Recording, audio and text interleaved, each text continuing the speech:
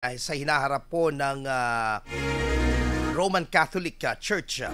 Kausap po natin po sa linya, pabati mo na po natin po ang isang church chronicler at administrative officer po ng San Sebastian Basilica Conservation and Development Foundation Incorporated. Pabati mo na po natin si Sir James Benedict Malabanan. Magandang umaga po. Sir, thank you for taking our early call. Maraming salamat po. Magandang umaga. Pagbati po ninyo. Maganda umaga po sa ating mga tagapakinig at maganda umaga din po sa inyo. Apa. Sir James, kayo po ay eksperto when it comes into understanding and studying ito pong ating pong mga events po, no, na may kinalaman po sa church. In particular, dito po sa sa usapin po ng Roman Catholic Church po. Ito pong ito pong kaganapan po ngayon, ano po ang impact po nito sa pananampalataya at sa pangkalahatan sa buong Roman Catholic Church? Well, the death of a pastor or the head of the church is like a death of a father figure to begin with. Kasi as we all know, as the Pope ay ang head ng simbahang Katolika at siya ang prime pastor or the prime head that guides the faithful on their faith and morals. Kumbaga, he is the parang moral compass and also para tinitingala din ng mga tao para matulungan din sila, para lahanan kung ano ang mga dapat nilang gawin bilang mga mananampalataya.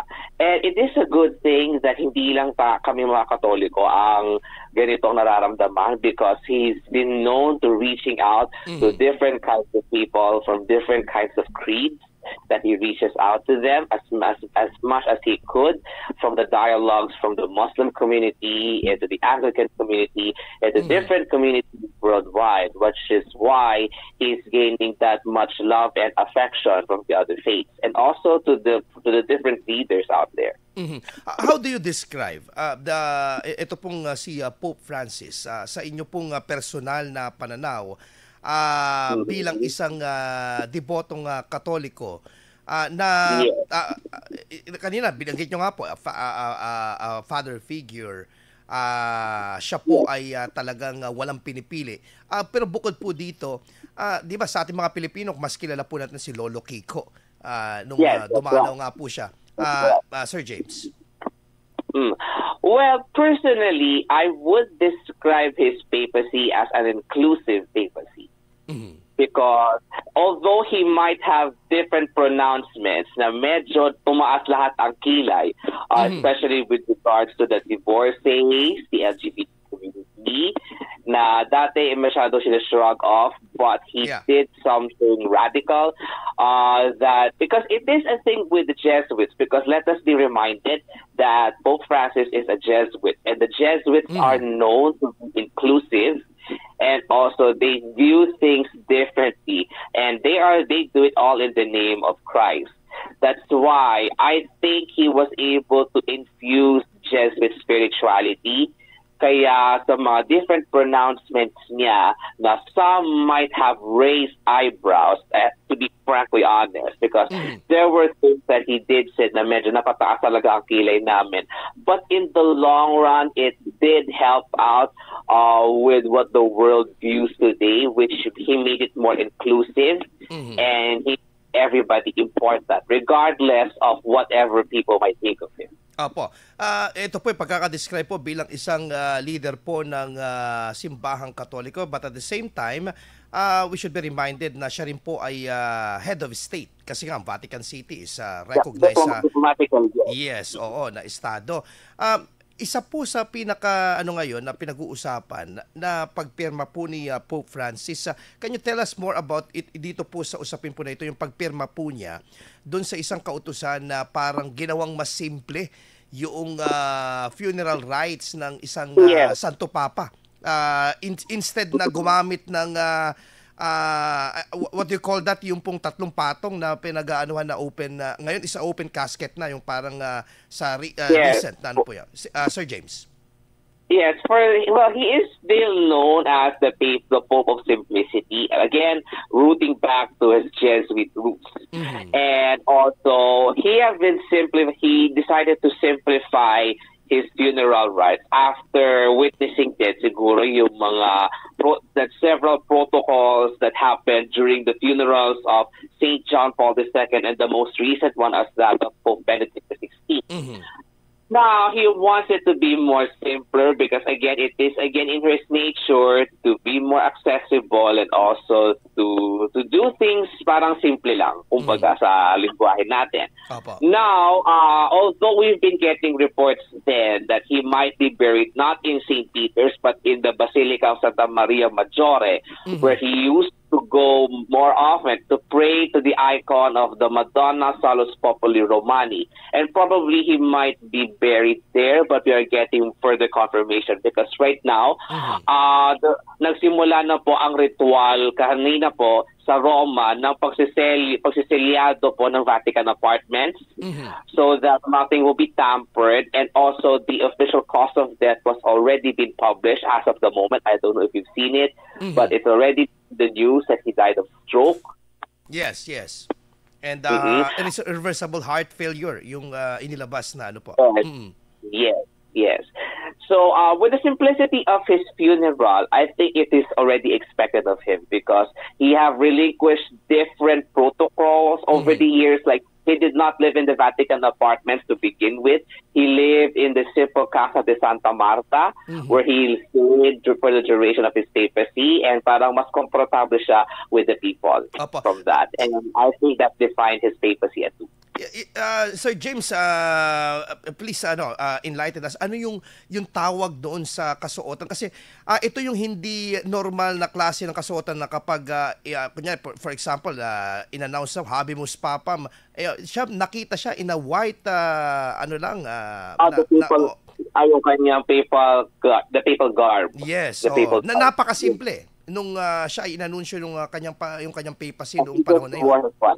Yes, kasi normally he would have worn a red cape. He would have worn a red cape, but he instead wore his daily regalia, which is just the white habit. Like what yung madalas na pinanloob ng mga Santo Papa whenever he goes out. So that on its own, kasi if you will notice his photographs, he would not wear the red cape at yung kanyang yung golden stole. Whenever he has public appearances, he would normally wear the white garb. Most of his visits. And that on itself shows his simplicity and practicality. So, pati yung sa sinusuot niyang sapatos sa Sir James, no? That's very simple.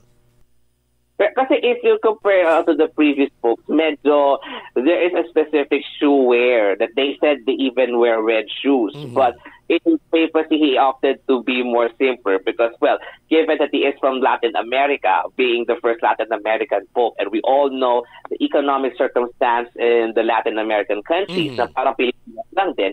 So I think that itself affected on how he appears himself. Yung appearance and also how he views things. So parang it manifested directly during his 12 to 13 year reign as Pope. Sir James, sa palagay ninyo, bakit ang daling minahal ng mga Pilipino ang isang Pope Francis?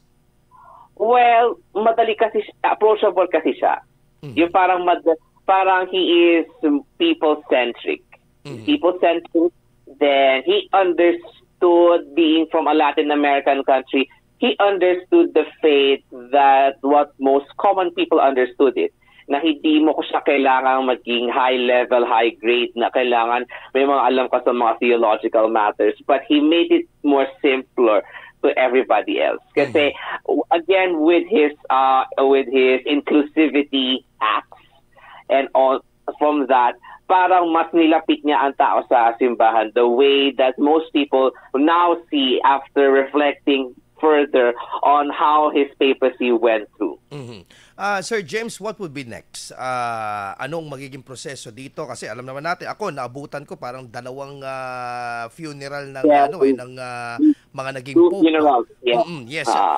So anong pangyayari na ito hanggang sa mapunta tayo dito sa tinatawag na conclave, Sir James? The conclave. Okay. So after day 7, kasi ang day 1 would be the formal pronouncement of the death of the pontiff. Mm-hmm. Now, if there will be a period of mourning, probably mga 7 to 9 days,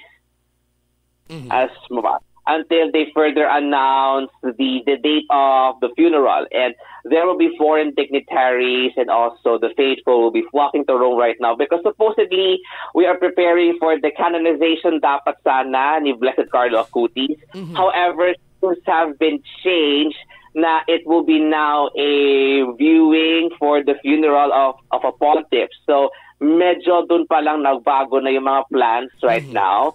And the cardinals have been summoned already to Rome. So, we expect that Cardinal David and Cardinal Vincula are heading to Rome right now because we have been receiving communication from Rome that nagsummon na po lahat ng mga cardinals for a meeting for the funeral rites and also for the conclave because after the funeral of the Pope, that's when the conclave will take place for about 15 to 20 days. They will be put in an enclosure na hindi sila enclosure na they will be parang tatanggalan sila ng communication outside outside the Sistine Chapel so that hindi sila mai-impluwensyahan ng kahit ano man ang nasa labas on deciding who would be the next pope. And once the conclave is ongoing, dito na yung magsaset in ng mga prayers dito sa labas ng St. Peter's na either mag-aabang na tayo kung alin ba kung black smoke if wala pang Santo Papa or kung may makikita na tayong white smoke na ibig sabihin ay meron ng Santo Papang na-elect. So everybody will be watching on how the conclave will go after the funeral, after the burial of Pope Francis. It's just that recently, I have to say this, may mga nakikita na ako sa social media that they're already placing bets kung sino ang magiging Santo Papa. May top 10. Yes. We do find it very disrespectful to begin with, especially for those who are treating it like a pageant or whatever. Kasi there is a period for mourning and there is a period where we decide who the Pope is. And again, as I mentioned earlier, there will be in an enclosure so that outside forces will not influence the decision-making. So I think kailangan matandaan ito ng bawat Pilipino na dapat hindi po natin masyadong ini-influence kung ano man ang maging outcome ng conclave because we are not there in the first place. And I've saw this last night in my social media post. Ang Espiritu Santo ang magde-decide kung sino ang Santo Papa at kung ano ang maging direksyon ng simbahan. Kaya with that, we really have to pray hard for the church, not only for the repose of the soul, but also to the Holy Spirit to decide on what will be the next direction of the church. Because to be honest with you, hindi natin alam. Hindi natin alam kung ano mga mangyayari sa mga susunod na araw. So that's why we urge the faithful and everybody to pray to the Holy Spirit. At huwag natin pangungunahan sana kung ang magiging papal election because again, kahit anong gawin nila, walang magiging influence yun sa loob because there will be a closure so that it will be upon them and also to the Holy Spirit on what would be the outcome and how the church will be doing in the coming years. Ayun lang po. Napakaliwanag doon kasi yung mga iba parang akala nila malapit kay Pope ganito siya nang susunod. So hindi ganoon ang proseso. This is very far from normal politics na nangyayari sa labas. Yes, malabo sa politics sa Pilipinas. I have to say that. Because it's a different thing. It's a different thing kasi lahat talaga sila i-enclose, walang magiging communication. And in history kasi, there were instances that a conclave lasted for 3 years. Kasi hindi sila makapag-decide. And the people are very angry. Kaya pinutulan sila ng supply para lang may magkaroon na ng Santo Papa. And that's how crucial the conclave is. Okay. Gaano kalaking hamon ito sa susunod na Pope? Itong legasiya na naiwan ni Pope Francis? It would be, whoever would be the Pope na mai-elect after the conclave, it will be a big challenge immediately. Kasi how would he steer the church, from which direction the church will go? Kasi again, we do not know. And we will leave it up to the Holy Spirit, as I've mentioned earlier. Kasi we don't really know what will happen after this. So, but probably he will be properly guided. I'm pretty sure he will be. Whoever will be the new Pope, he will be properly guided kung ano man ang sitwasyon na haharapin niya, because, well, there is such thing as papal infallibility. So, I think magagabayan naman siya. And of course, the people, I think, will be more accepting, siguro, of whatever would be the direction of the church. But let us pray harder for that. Okay. So ano po ang inyong mensahe na dapat tandaan at sana ma-reflect ng mga debotong Katoliko na nakikinig ngayon sa pag-reflect sa naging buhay ni Pope Francis bilang isang alagad ng Diyos? Well, I think what we can learn about his papacy and his life is that there were things that we will do radically, but we do it out of love for the Lord. Okay. And we do different things na hindi man ito popular sa iba, pero kung ito man ay para makakabuti para sa ating lahat, it happens because there were several popes and saints who did radical things that met unpopular opinion, but at the end of the day, it benefited everybody in the long run. And I think he's doing such a thing for the longest time. It's just now that we realize it after his death. And I think I've heard this in the campaign, radikalang pagmamahal. And I think he is the one who embodies that. Sir James Benedict Malabanan, sa Church Chronicler po and Administrative Officer of San Sebastian Basilica Conservation and Development Foundation Incorporated. Maraming salamat po. And God bless salamat din po. God bless Maraming salamat din po. Thank you, Sir James, for the time. Salamat po. Alas 6:14 ang oras po natin, Idol. Tuloy-tuloy po tayo sa ating pong programa and napakaganda po yun. At sana ito po yung makatulong din